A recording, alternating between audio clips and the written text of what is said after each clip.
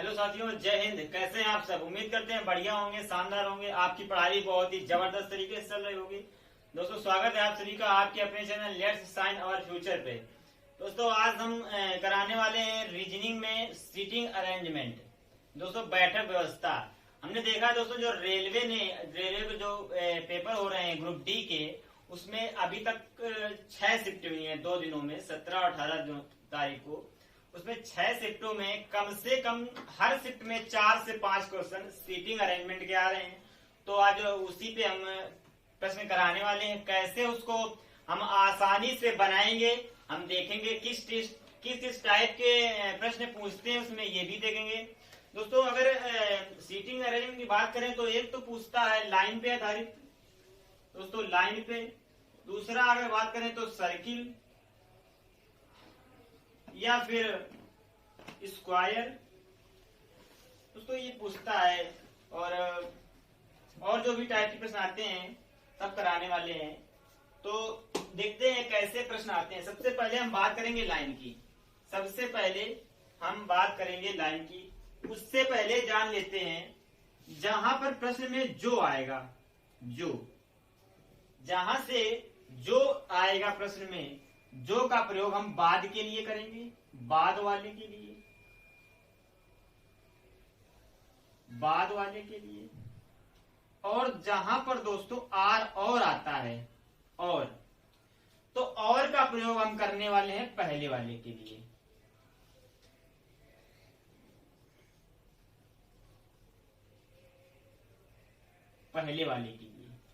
जो का प्रयोग बाद वाले के लिए, और का प्रयोग पहले वाले के लिए। तो सबसे पहले हम देखते हैं आज का प्रश्न क्या है। लाइन पर आधारित आज का जो प्रश्न है, तो पहला प्रश्न है हमारा 6 व्यक्ति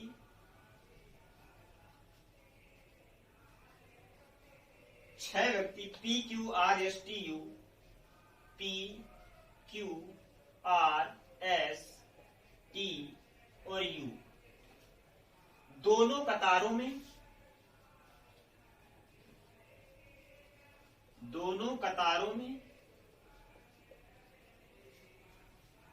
एक दूसरे के आमने सामने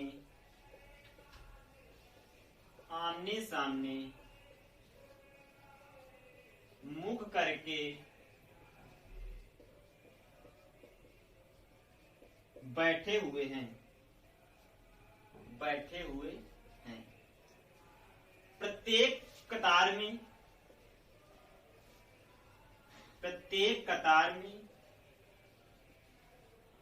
3 व्यक्ति बैठे हैं। 3 व्यक्ति बैठे हैं। यू आर के दाईं ओर, यू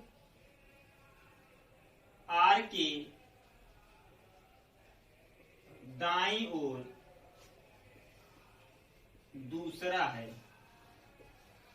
यू आर के दाईं ओर दूसरा है।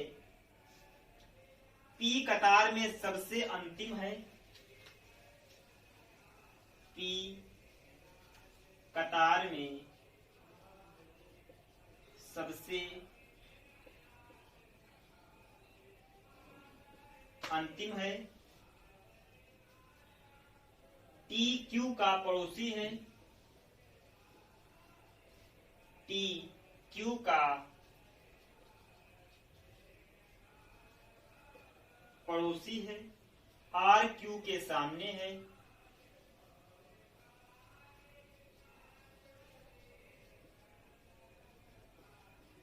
आर क्यू के सामने है। आर का मुंह उत्तर दिशा में है। आर का मुंह उत्तर दिशा में है।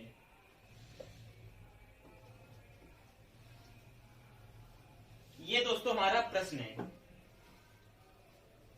जो का प्रयोग हम बाद वाले के लिए करें, और का प्रयोग पहले वाले के लिए करेंगे। कैसे इसको बनाएंगे? सबसे पहले 6 व्यक्ति P Q R S T U दोनों कतारों में एक दूसरे के आमने सामने मुख करके बैठे हुए हैं और दोनों कतारों में 3-3 व्यक्ति बैठे हुए हैं। यू आर के दाईं ओर दूसरा है, मतलब यहां पर 3-3 व्यक्ति बैठे हुए हैं। इस टाइप से 3-3 व्यक्ति बैठे हुए हैं। सबसे पहले क्या करना है, यू आर के दाईं ओर दूसरा है, यू आर के दाईं ओर दूसरा है। तो अगर हम आर के दाईं ओर दूसरा यू है तो हम सबसे पहले आर लेते हैं। दोस्तों सबसे पहले नीचे से स्टार्ट करना है, सबसे पहले नीचे से स्टार्ट करना है। तो आर के दाईं ओर दूसरा है कौन, यू, तो यू यहां पे हो जाएगा। आर के दाईं ओर दूसरा है। पी कतार में सबसे अंतिम है, पी कतार में सबसे अंतिम है।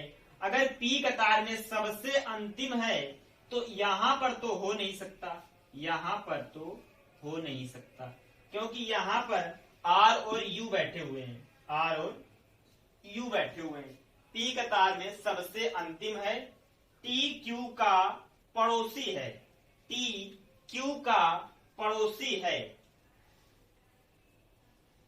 पी कतार में सबसे अंतिम है। अगर हम पी को यहां ले लेते हैं, पी को यहां ले लेते हैं तो पी कतार में सबसे अंतिम हो गया। टी क्यू का पड़ोसी है, आर क्यू के सामने है, आर क्यू के अगर सामने है तो यानी क्यू यहां पे बैठा होगा, क्यू यहां पर आर के सामने ऊपर बैठा होगा।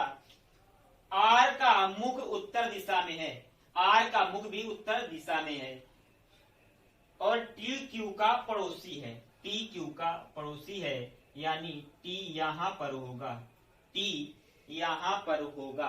अब बचा कौन, बचा सिर्फ एस, तो एस यहां पे हो जाएगा। ये दोस्तों अपना बन गया। अब इसमें से कुछ भी प्रश्न पूछेगा, कुछ भी प्रश्न पूछेगा आप बता सकते हैं। चाहे पूछ ले पी के दाएं दूसरा कौन है, पी के जस्ट बगल में दाएं कौन है, या पी के सामने कौन है। अगर पी के सामने की बात करेगा तो अपन यू बता सकते हैं, और क्यू के सामने आर, टी के सामने की बात करेगा तो अपन यस बता सकते हैं। आर के जस्ट बगल में राइट हैंड साइड पूछेगा, राइट हैंड साइड, तो यस हो जाएगा। यू के जस्ट बगल बाएं पूछेगा तो यस हो जाएगा। यस के बाएं पूछेगा तो अपन यू बता सकते हैं, दाएं पूछेगा तो यू बता सकते हैं।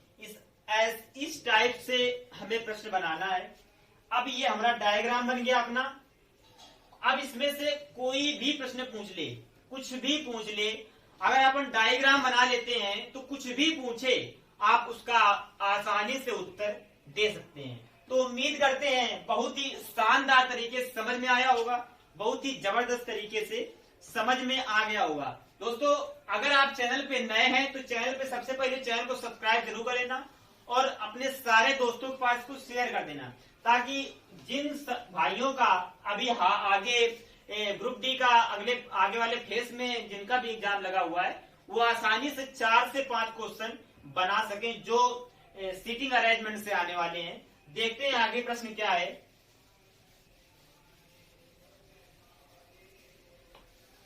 तो प्रश्न अगला है, 7 व्यक्ति एक लाइन में उत्तर की ओर मुंह करके, एक लाइन में उत्तर की ओर मुख करके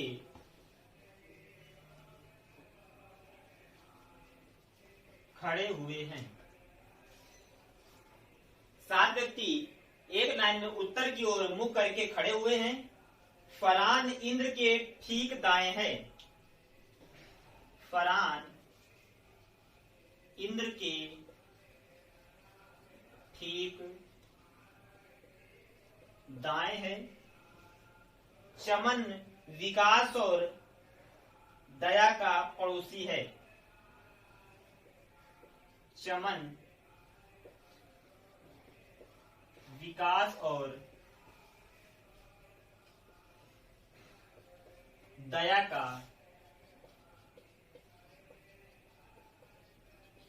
पड़ोसी है। वह व्यक्ति जो दया के बाईं ओर तीसरा है, वह व्यक्ति जो दया के बाईं ओर तीसरा है, वह एक छोर पर बैठा है। वह एक छोर पर बैठा है। इंद्र गगन के दाईं ओर चौथे स्थान पर बैठा है। इंद्र गगन के दाईं ओर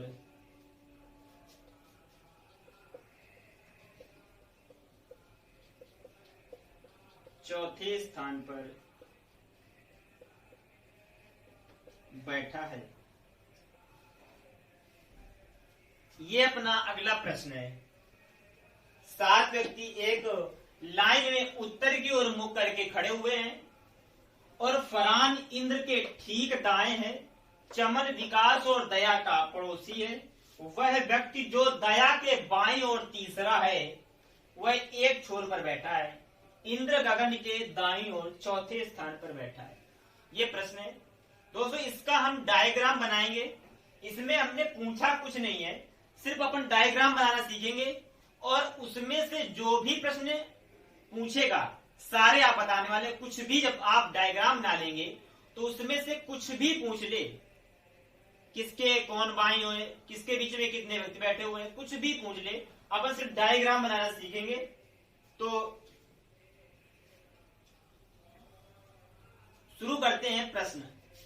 सबसे पहले जब तक प्रश्न में कोई साइड नहीं मिलेगा, यानी दायां या बायां जब तक प्रश्न में नहीं कहेगा, हम प्रश्न को शुरू नहीं करेंगे, यानी डायग्राम बनाना स्टार्ट नहीं करेंगे। तो फरहान इंद्र के ठीक दाएं है, यानी सभी, सबसे पहले तो सभी उत्तर की तरफ मुंह करके बैठे हुए हैं। तो 7 व्यक्ति हैं, तो अपन 7 व्यक्ति उत्तर की तरफ मुंह करके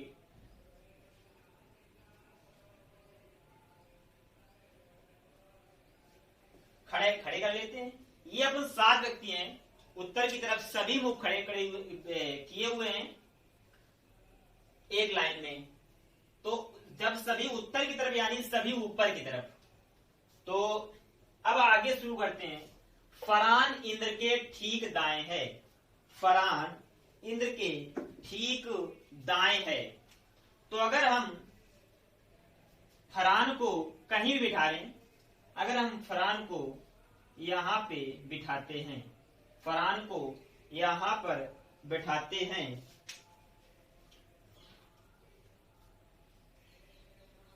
फरहान इंद्र के ठीक दाएं है, तो इंद्र यहां हो जाएगा।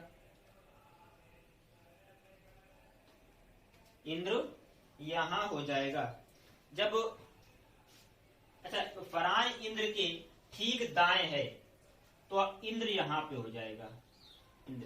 इंद्र के ठीक दाएं फरहान हो गया। चमन विकास और दया का पड़ोसी है। चमन विकास और दया का पड़ोसी है, यानी चमन विकास और दया का पड़ोसी है, तो चमन विकास और दया के बीचों बीच बैठा होगा। चमन विकास और दया के बीचों बीच बैठा होगा। अगर चमन को हम यहां पर बिठाते हैं, चमन को हम यहां पर बिठाते हैं, तो विकास और दया का पड़ोसी है। वह व्यक्ति जो दया के बाईं ओर तीसरा है, वह एक छोर पर बैठा है। दया के बाईं ओर तीसरा है। जब यहां से हम देखते हैं तो बाईं दाईं ओर बाईं ओर अपना इस तरफ है, तो यहाँ पर जो व्यक्ति है वो दया के, तो मतलब दया फिर यहाँ बैठने वाला है, दया यहाँ बैठने वाला है। अगर दया यहाँ बैठेगा तो विकास यहाँ बैठेगा, विकास यहाँ बैठेगा, क्योंकि विकास और दया के बीचों बीच चमन बैठेगा, चमन बैठेगा। यहाँ पर इतनी बात हो गई। इंद्र गगन के दाईं ओर चौथे स्थान पर है, इंद्र गगन के दाईं ओर चौथे स्थान पर है, तो अपन इंद्र ये है, अगर ये चौथे स्थान पर है दाईं ओर, तो गगन यहाँ पर बैठेगा, गगन यहाँ पर बैठेगा। अब कोई तो रह नहीं गया, ये खाली रह गया, इसका नाम नहीं दिया है, तो इसमें कुछ भी दे देते हैं, इसमें कुछ भी दे देते हैं।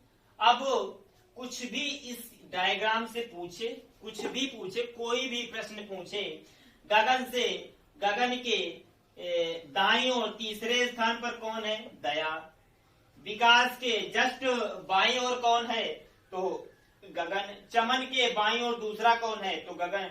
मतलब अब ये डायग्राम अपन बन गया, तो अपन कुछ भी पूछे आप आसानी से बता सकते हैं। तो उम्मीद करते हैं ये भी प्रश्न बढ़िया तरीके से समझ में आया होगा। ये हो गए लाइन वाले। अब देखते हैं अगला प्रश्न क्या है।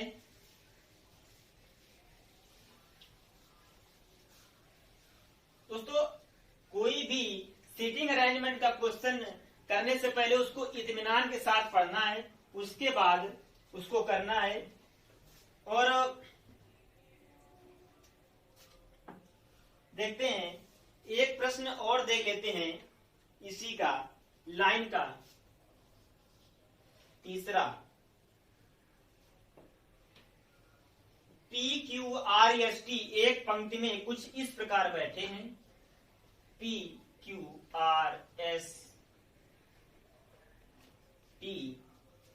एक पंक्ति में, एक पंक्ति में कुछ इस प्रकार बैठे हैं कि यस बैठा है टी और क्यू के बीच, कि यस बैठा है टी और क्यू के बीच, और क्यू है आर के निकटतम बाईं ओर, और क्यू है आर के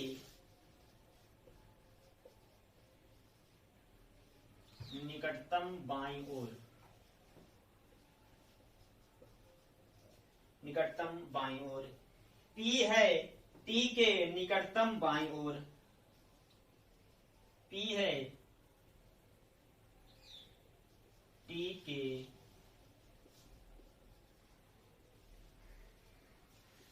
निकटतम बाईं ओर। तो बिल्कुल बीच में कौन बैठा है?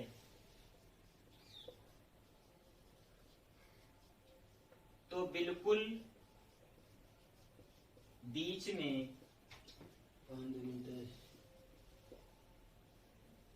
कौन बैठा है? तो बिल्कुल बीच में कौन बैठा है, ये अपना तीसरा प्रश्न है। कैसे इसको बनाएंगे ये देखते हैं।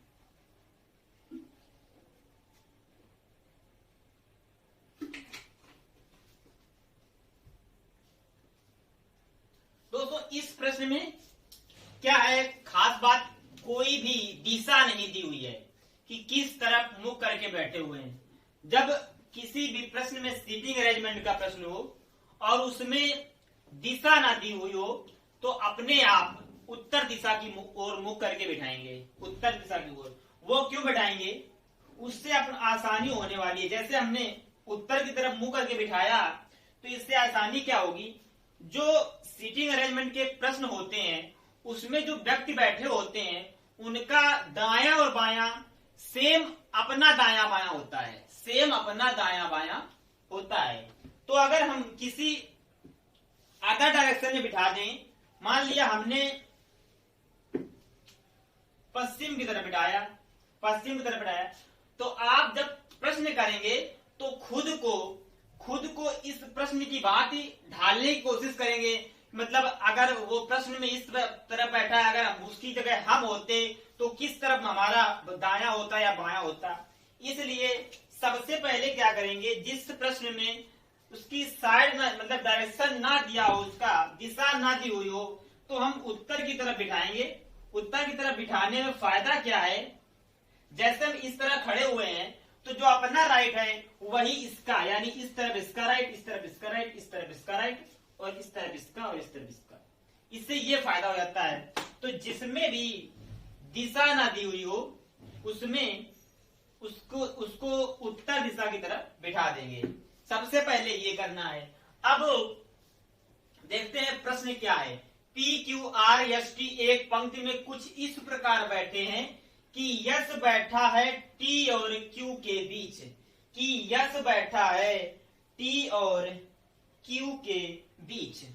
तो अगर टी और क्यू के बीच यस बैठा है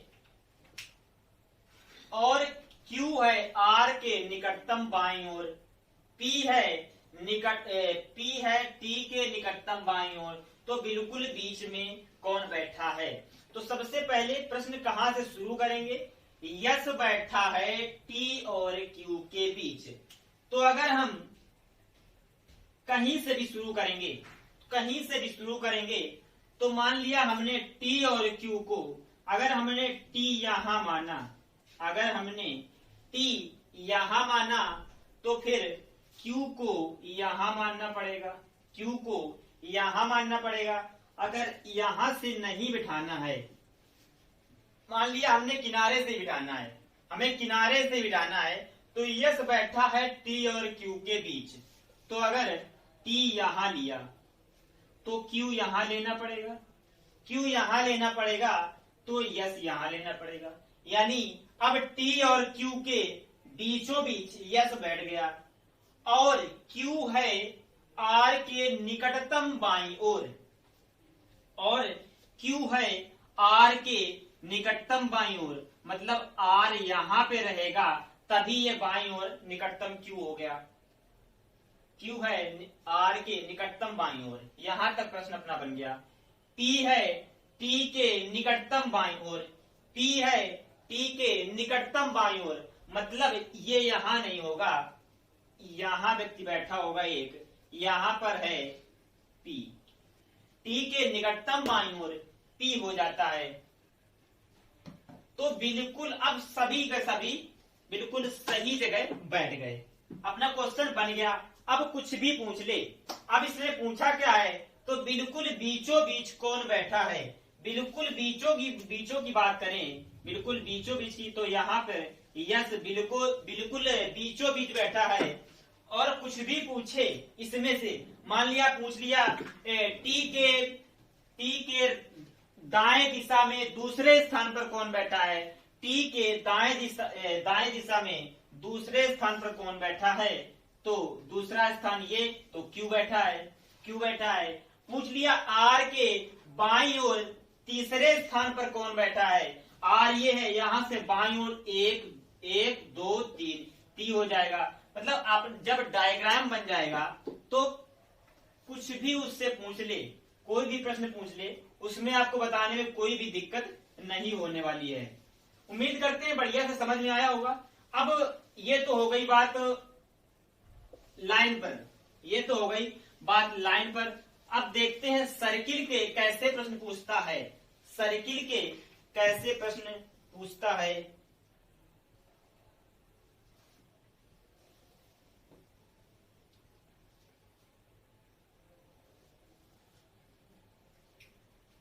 का प्रश्न है,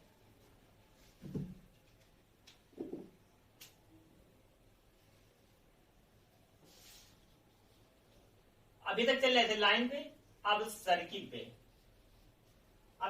पे। तो सर्किल का प्रश्न क्या है, L M N O P, L M N O P Q R S, केंद्र की ओर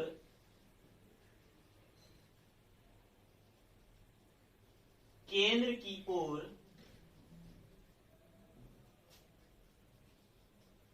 गोले में मुख करके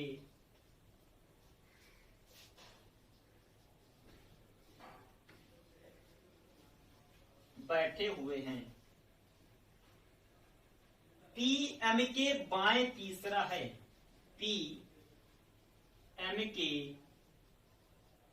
बाएं तीसरा है। पी क्यू और एस दोनों का निकटतम पड़ोसी है। पी क्यू और एस, क्यू और एस दोनों का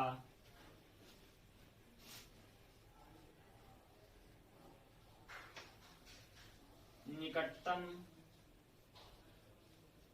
पड़ोसी है। ओ व क्यू के बीच केवल एक व्यक्ति है। ओ व क्यू के बीच केवल एक व्यक्ति है। आर ओ का निकटतम पड़ोसी है। आर ओ का निकटतम पड़ोसी है। आर और एन के बीच, आर और एन के बीच केवल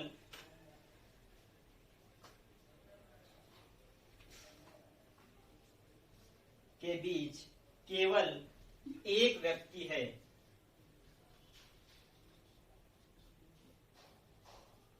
एक व्यक्ति है। ये अपना प्रश्न हो जाता है। L M N O P Q R S केंद्र की ओर गोले में मुख करके बैठे हुए हैं।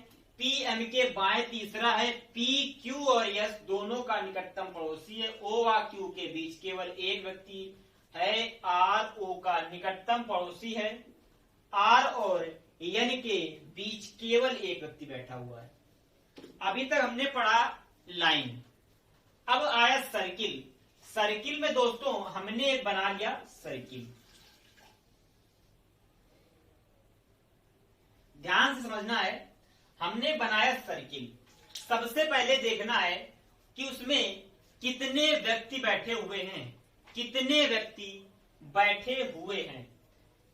1 2 3 4 5 6 7 8, यानी 8 व्यक्ति बैठे हुए हैं।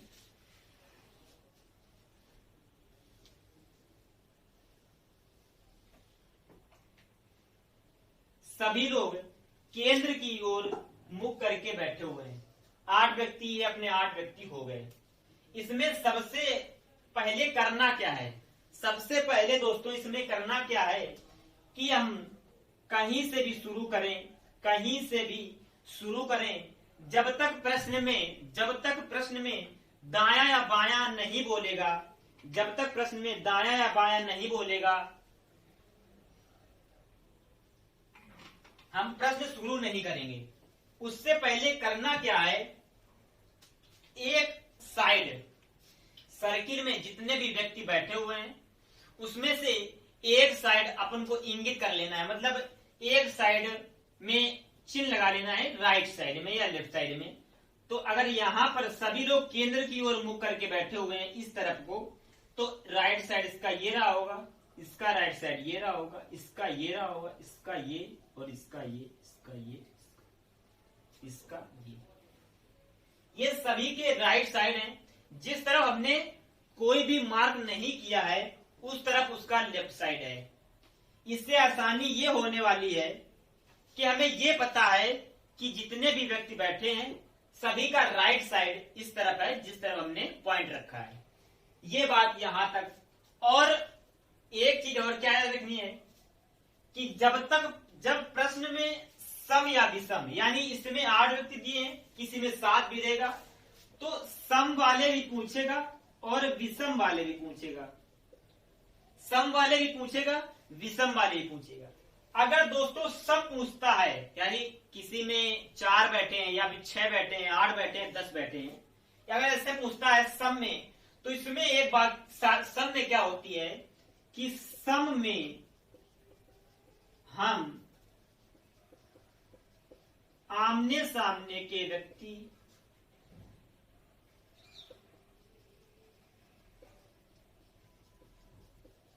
बता सकते हैं, आमने सामने के व्यक्ति बता सकते हैं। यह बात है सम की। यानी अगर कोई यहां पर बैठा होगा तो अगर उसके सामने पूछेगा तो ये बंदा उसके सामने हो जाएगा, अगर कोई यहां बैठा है तो उसके सामने ये हो जाएगा, यहां कोई बैठा है तो उसके सामने ये हो जाएगा। ये हो गई बात सम की। अगर यही विषम देता है, अगर यही विषम देता है तो विषम में हम आमने सामने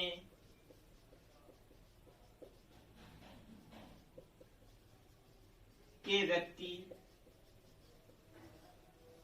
नहीं बता सकते, आमने सामने के व्यक्ति विषम में हम नहीं बता सकते। यानी अगर इसमें से एक व्यक्ति हटा दें, ये संख्या विषम की हो गई, ये संख्या विषम की हो गई। अब अगर इसमें सभी केंद्र की तरफ मुंह करके बैठे हुए हैं तो जरूरी नहीं है कि वो एक आमने सामने ही बैठे हुए हों, जरूरी नहीं है कि वो आमने सामने ही बैठे हुए हों। इसमें आपको लग रहा है कि इस वाले व्यक्ति के सामने ये बैठा हुआ है, इस वाले व्यक्ति के सामने ये बैठा हुआ है, इस वाले व्यक्ति के सामने, लेकिन इसके सामने तो कोई नहीं है। जरूरी नहीं है कि ये सभी आमने सामने ही बैठे हुए हैं। तो हमने क्या बताया, जब सम दिया होगा, जब सम दिया होगा तो उसके सामने का व्यक्ति बता सकते हैं, और जब विषम दिया होगा तो उसके सामने का व्यक्ति हम नहीं बता सकते। सिर्फ सामने की बात हो रही है। दाएं बाएं पूछेगा, किससे कितने बीच बैठे हुए हैं, ये सब कुछ दोनों में सेम होता है। लेकिन सम और विषम में अगर आमने सामने की व्यक्ति पूछेगा तो सम में हम बता सकते हैं और विषम में नहीं बता सकते हैं। यहां तक ये। अब आते हैं इस प्रश्न में, अब आते हैं इस प्रश्न में, देखते हैं कैसे ये प्रश्न बनाना है। तो सबसे पहले क्या करेंगे, इसमें 8 व्यक्ति हैं, 8 व्यक्ति। सबसे पहले जब तक प्रश्न में दायां या बायां यानी कोई दिशा या डायरेक्शन ना दिया हो तब तक उस प्रश्न को वहां से नहीं शुरू करेंगे जब तक हमें कोई दायां या बायां, राइट या लेफ्ट ना मिले। तो प्रश्न शुरू करते हैं। यानी सभी मुख करके बैठे हुए हैं। पी एम के बाएं तीसरा है, पी एम के बाएं तीसरा है। तो कहीं से भी आप शुरू करो, कहीं से भी आप प्रश्न शुरू करो, लेकिन मेरे हिसाब से सबसे आप पहले प्रश्न यहां से स्टार्ट करेंगे। सबसे पहले आप यहां से स्टार्ट करेंगे। अगर यहां से स्टार्ट किया है तो पी एम के बाएं तीसरा है, तो अगर हम यम को यहां बैठाते हैं, यम को यहां हम बैठाते हैं तो यम के बाएं तीसरा, इस तरफ तो हमने जिस तरफ पॉइंट रखा है ये उसका राइट साइड है, ये उसका दायां साइड है। लेकिन उसमें बताया क्या है कि पी एम के बाएं तीसरा है, यम अगर यहां है तो बाएं तीसरा, लेकिन 1 2 और तीसरा, यानी पी यहां हो जाता है, पी यहां आ जाता है। ठीक है, पी क्यू और यस दोनों का निकटतम पड़ोसी है, पी क्यू और यस दोनों का निकटतम पड़ोसी है। तो अगर हम पी क्यू और यस दोनों का निकटतम पड़ोसी है तो क्यू यहां भी हो सकता है और क्यू यहां भी हो सकता है, क्यू यहां भी हो सकता है, यहां भी हो सकता है, यस यहां भी हो सकता है और यहां भी हो सकता है। इस केस में हम क्या करेंगे, इस केस में क्या करेंगे, एक सर्किल और ले लेते हैं, एक सर्किल और लेते हैं। इसमें भी हमने 8 व्यक्ति बिठाए, इसमें भी 8 व्यक्ति बिठाए।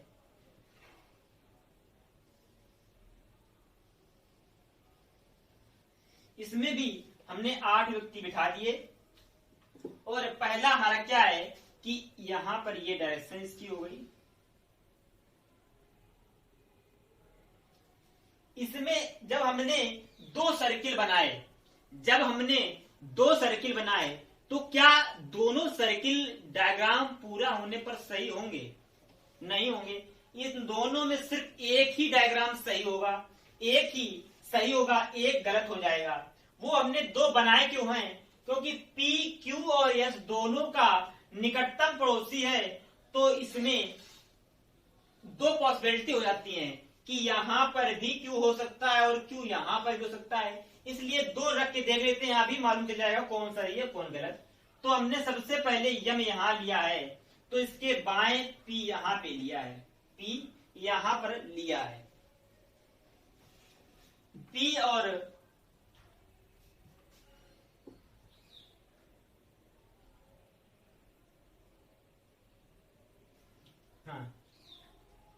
P, Q और S दोनों का निकटतम पड़ोसी है, तो हमने Q यहां पे लिया और S यहां पे ले लिया, तो इन दोनों का निकटतम पड़ोसी P हो गया, इसमें ले लिया। अब आगे बढ़ते हैं, निकटतम पड़ोसी है और इसमें क्या किया, इसमें हमने S यहां पे ले लिया और Q यहां पे ले लिया। एक में यहां पर S, एक में यहां पे Q, एक में यहां पे S, एक में यहां पे Q। अभी पता चल जाएगा कौन सा सही हमारा बन रहा है कौन गलत। उसके बाद O व Q के बीच केवल एक व्यक्ति है, O व Q के बीच केवल एक व्यक्ति है। तो अगर Q ये है, Q ये है और O अगर यहां पे होता तब तो हमें यहां पर केवल एक व्यक्ति मिला, लेकिन यहां पर यम है, यहां पर यम है। और अगर इस तरफ चले तो O व Q के बीच अगर हम यहाँ पे O लेते हैं तो अपन यस गलत होता है, यस गलत होता है, यानी ये अब ये वाला जो है ये गलत हो गया, ये गलत हो गया। अब इसके हिसाब से चलना है, O व Q के बीच केवल एक व्यक्ति है तो O यहाँ पे आ जाएगा और ये Q है, यहाँ पे एक व्यक्ति कोई बैठेगा, एक व्यक्ति है। R O का निकटतम पड़ोसी है, R O का निकटतम पड़ोसी है, तो R यहाँ पे ले लेते हैं। R और N के बीच, R और N के बीच केवल एक व्यक्ति है, तो N यहाँ पर हो जाता है। अब R और N के बीच भी एक व्यक्ति हो गया और O का निकटतम पड़ोसी R भी हो गया। अब बचा क्या है, सिर्फ बचा है एक, क्या बचा है, L। L यहाँ पे हो जाएगा, L यहाँ पे हो जाएगा। अब सभी व्यक्ति, ये वाला जो गलत है, इससे दो हमने क्यों बनाए, दो हमने बनाए कि कौन सा सही है कौन सा गलत, थोड़ी देर मालूम चल जाएगा। एक आप आगे लाइन, इसमें दो पॉसिबिलिटी बन रही थी, यस और क्यू जब रख रहे थे तो यस यहाँ भी आ सकता था, यहाँ भी आ सकता था, इसलिए हमने एक सर्किल और बनाया। अब पता चल गया कि ये अपना सही है। अब इसमें से कुछ भी पूछ ले, इसमें से कुछ भी पूछ ले, अगर क्यू के सामने पूछे तो आप बता सकते हैं क्या, यम। क्यू के सामने आप यम बता सकते हैं, यस के सामने ओ बता सकते हैं, आर के सामने एल बता सकते हैं, और कितने को यम और क्यू के बीच कितने व्यक्ति बैठे हुए हैं, तो ये बता सकते हैं 3 व्यक्ति बैठे हुए हैं, या इस तरफ से भी 3 व्यक्ति बैठे हुए हैं। अब इस प्रश्न में कुछ भी पूछ ले, कुछ भी पूछ ले, हम आसानी से बता सकते हैं। तो उम्मीद करते हैं बढ़िया से समझ में आया होगा दोस्तों।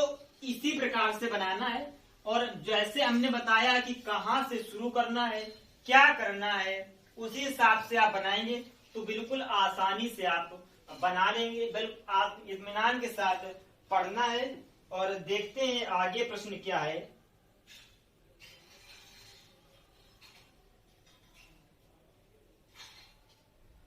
चलिए, अब ये तो बात हो गई सर्किल की, ये तो बात हो गई सर्किल की। अब प्रश्न एक और ले लेते हैं। वो किसका प्रश्न है, वो स्क्वायर का प्रश्न है, यानी वर्ग। एक वर्ग है, उसमें कुछ व्यक्ति बैठे हुए हैं। कहां पे बैठे हुए हैं, देखते हैं प्रश्न क्या है। अगर दोस्तों जो सेशन है आज का आपको अगर अच्छा लगे तो सेशन को लाइक जरूर कर देना और शेयर करना। और दोस्तों अगर चैनल पे नए हैं तो चैनल को सब्सक्राइब जरूर कर दें। इससे क्या है कि मेरा थोड़ा हौसला बढ़ता है और आप लोगों का सपोर्ट की जरूरत है, मुझे आप लोगों की सिर्फ सपोर्ट की जरूरत है। तो देखते हैं आगे प्रश्न क्या है। आगे प्रश्न है अपना वर्ग पे आधारित। चार लड़कियां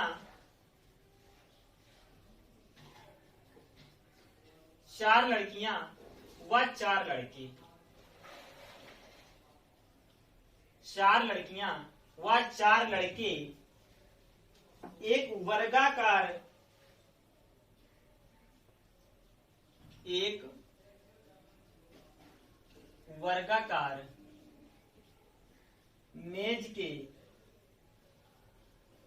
मेज के चारों ओर केंद्र की ओर मुख करके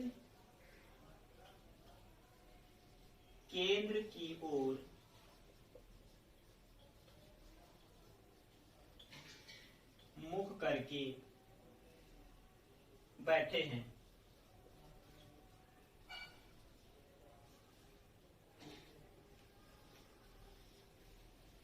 चार लड़कियां व चार लड़के एक वर्गाकार मेज के चारों ओर केंद्र की ओर मुख करके बैठे हुए हैं।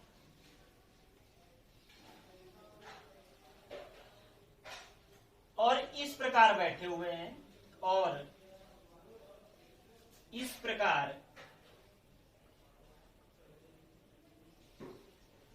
हुए हैं कि चार बीच में व चार कोनों पर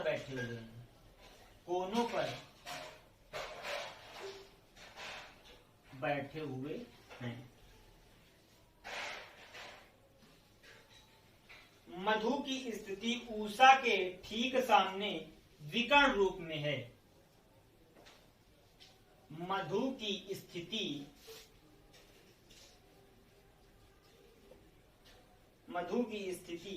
उषा के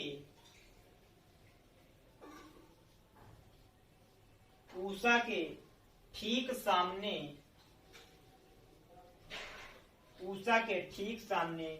विकर्ण रूप में है।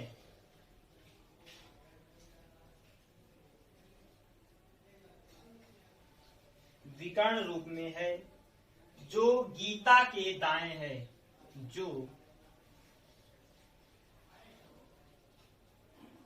गीता के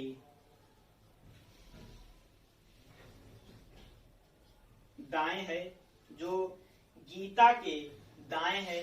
गीता से अगला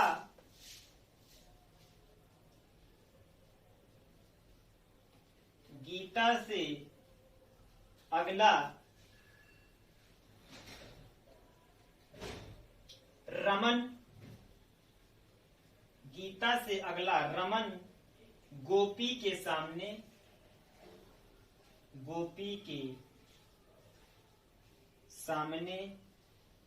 है, जो बोस के बाएं है। बोस के बाएं है। शिवानी की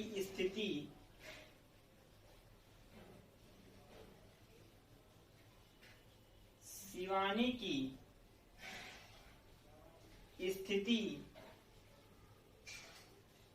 मधु के दाएं न होकर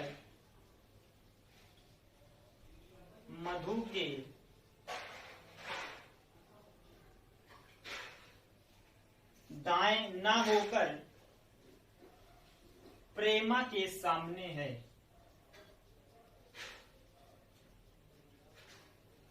प्रेमा के सामने है। बोस के सामने कौन है?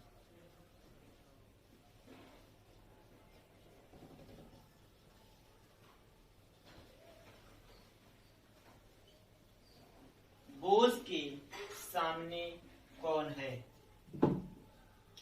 ये दोस्तों प्रश्न है अपना वर्ग पर। जब इतना बड़ा प्रश्न जब एग्जाम में आता है दोस्तों, इसको मन करता है सिर्फ क्या स्किप करने का। दोस्तों इत्मीनान के साथ पढ़ना है और जैसे जैसे उसने कहा है वैसे करेंगे। बिल्कुल आसानी से हम बनाने वाले इसको। क्या है प्रश्न की 4 लड़कियां व 4 लड़के एक वर्गाकार मेज के, यानी एक वर्गाकार मेज है,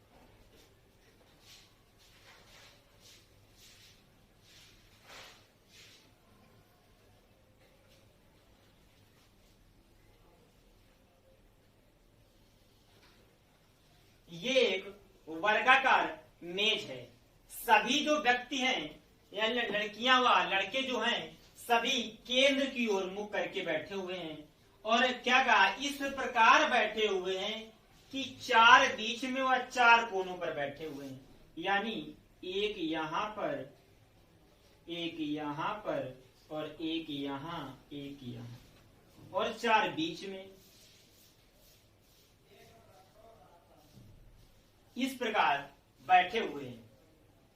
यहां तक तो बात ठीक है। अब बात करते हैं आगे। मधु की स्थिति उषा के ठीक सामने विकर्ण रूप में है। विकर्ण रूप में है मधु की स्थिति। तो मधु और उषा क्लियर है कि मधु और उषा कहां बैठे हुए हैं? विकर्ण पर बैठे हुए हैं। आपको जहां से बैठाना है आप वहां से शुरू कर सकते हैं, लेकिन मधु को और उषा को विकर्ण रूप में बैठाना है। तो अगर हम शुरू करें यहां से, तो अगर मधु यहाँ पे बैठी है, मधु यहाँ पर बैठी है, तो उषा विकर्ण रूप में, यानी ये इसके यहाँ बैठी होगी, उषा यहाँ बैठी होगी। यहां तक बात बनती है विकर्ण रूप में। जो गीता के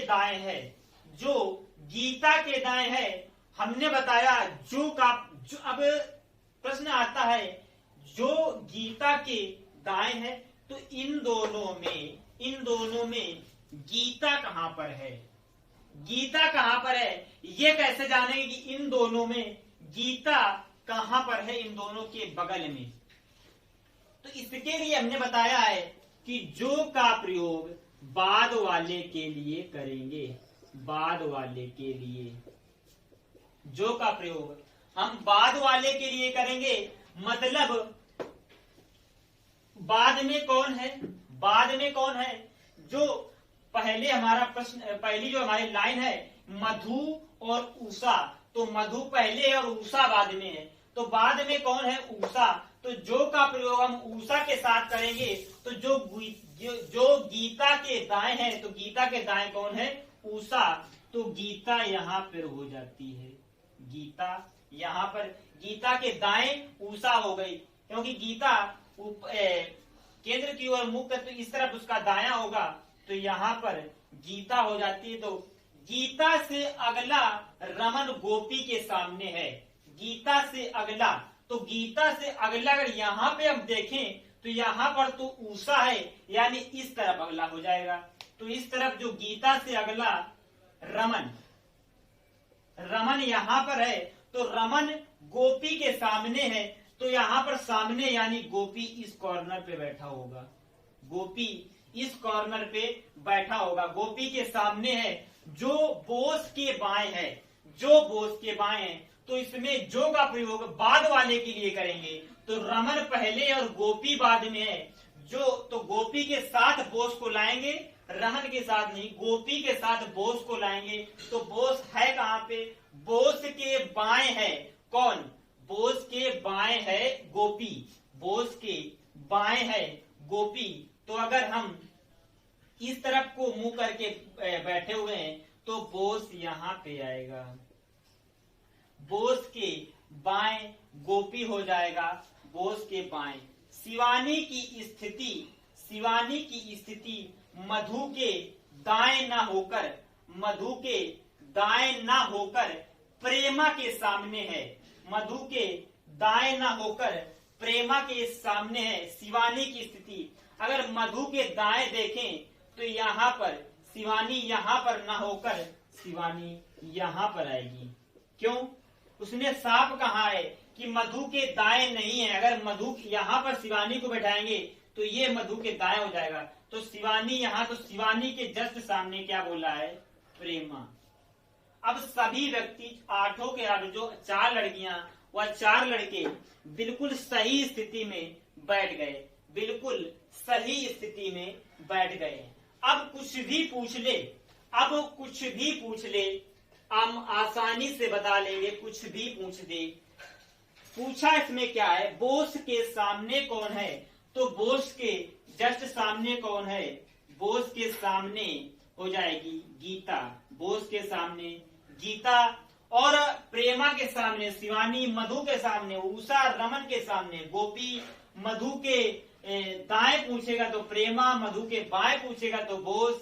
अब इसमें से कुछ भी पूछ ले, किसके बीच कितने व्यक्ति बैठे हुए, ये भी हम आसानी से बता देंगे। दोस्तों कितनी आसानी से हमने प्रश्न बना लिया।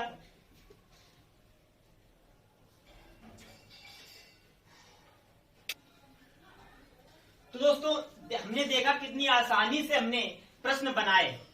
तो दोस्तों उम्मीद करते हैं आपको बहुत ही शानदार आज का सेशन लगा होगा। आज का जो सेशन है बहुत शानदार रहा होगा। दोस्तों जो रेलवे अभी इस समय एग्जाम ग्रुप डी के कंडक्ट करा रहा है, तो ये जो एग्जाम करा रहा है टीसीएस की एक दोस्तों बात है, टीसीएस जब जो कुछ देता है तो छप्पर फाड़ के देता है। यानी जो टॉपिक उठाएगा उसके 4 से 5 क्वेश्चन एक ही शिफ्ट में दे देगा।